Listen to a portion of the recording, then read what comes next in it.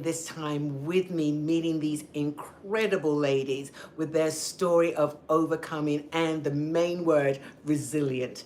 And so I'm here with the Warrior Riders and introducing you to, you're new to the chapter, new to the group?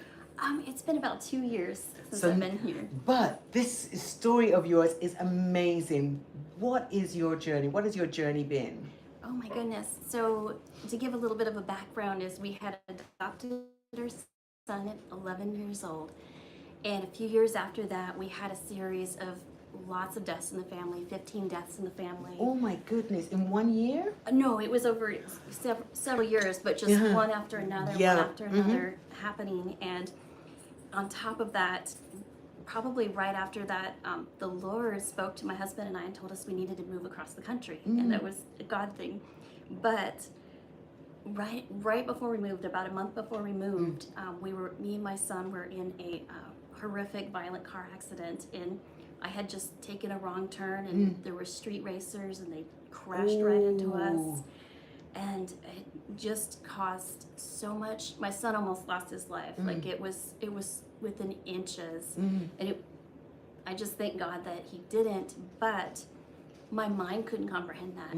My mind kept seeing the car coming into us and envisioning him losing his life, and so I struggled with PTSD. I struggled with a stutter. I was stumbling over my own feet. Do they have to because you said it was a brain injury, so do you have to relearn your motor skills and all that too? It was a process of having to just relearn just how to talk clearly and think clearly, and I went through a lot of therapy. Yes, I'm sure. Yes, to get all that muscle memory back. Yeah, and just processing.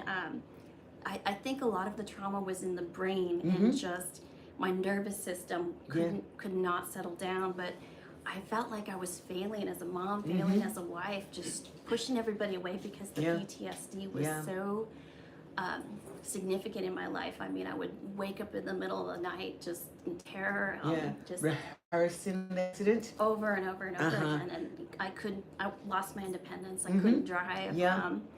And on top of it, we move, and then I hit this breaking point where I say, God, please, I'm begging him, no more loss, please. I had so much loss, and I felt like I lost my identity as a mom, as a wife, and as a person.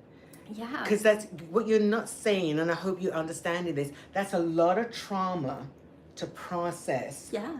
Not just over a period of time, but if you never grieved, and this is so important for people to understand, if you've never grieved, a fresh trauma brings on the grieving that you've been suppressing.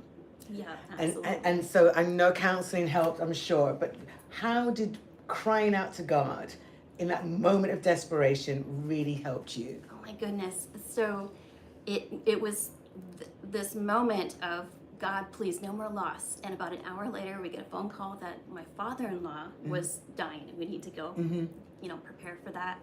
So the next day after he passed, I was like, God, if this is your will, I want to run so far away from you. And I can't reach you. And that's the title of my book, is When You Can't Reach God. Wow.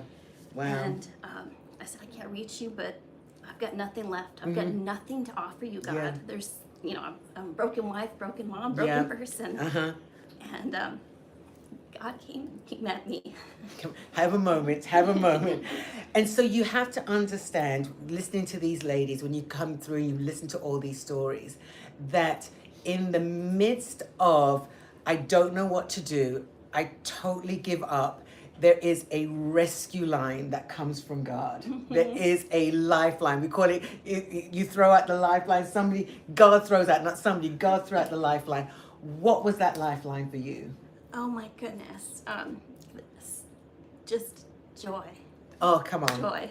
Come on. I mean, I have so much joy. I mean, it's being able to see God in the trials, in the adversity, redefining who I am. Come on. Even when you have nothing to offer, it doesn't matter. He asked for you. Yeah, that's it. That's it. So, I love that. Don't you know that when you have nothing else to offer, he asks for you? And that is the building of your identity and the building of your security of who you are. And today you can sit here, you can be with these amazing ladies who keep you encouraged, but I'm sure you encourage them. oh, they're such a blessing to me. Yes, They're such a blessing. yes.